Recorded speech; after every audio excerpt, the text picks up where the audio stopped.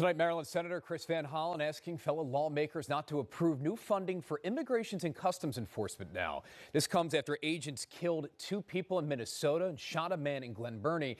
We're now learning that Glen Burnie's shooting could possibly end with a plea deal for that defendant. WJZ investigator Mike Helgren live in Baltimore County tonight, breaking down these new developments. Mike, good evening.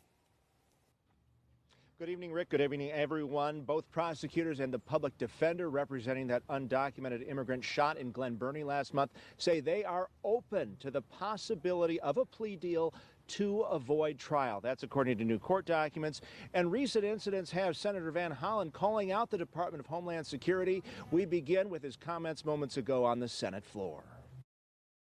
It is the result of an out-of-control federal agency that has directed its agents to act with impunity. Maryland's senior senator, Democrat Chris Van Hollen, demanded Homeland Security officials change the way ICE is conducting enforcement operations and asked colleagues to stop new funding until that happens. They conduct mass raids in unmarked vehicles and refuse to show identification.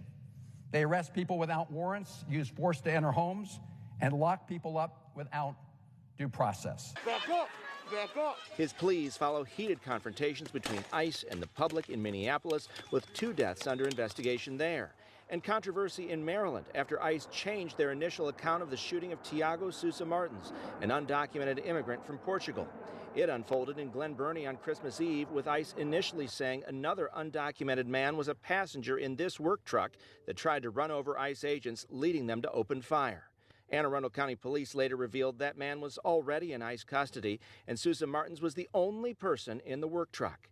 In new court documents reviewed by WJZ Investigates, prosecutors referred to lengthy video and voluminous photographic evidence of the incident, and Sousa Martins' attorney has agreed to a delay of his speedy trial rights and acknowledges work on a plea deal. In my state of Maryland, DHS lied about the circumstances surrounding a non-fatal shooting, and they were exposed in their lies because of a local county investigation that showed that DHS was plain wrong.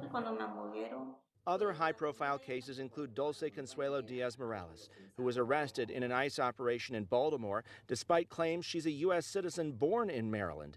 Homeland Security Secretary Kristi Noem has defended the immigration enforcement. Criminal organizations and gangs that came in and have been committing criminal activities against American citizens for years now, that the American people said enough is enough. We want them out of our country. We want them brought to justice. And they trusted President Trump to go out there and to make America safe again.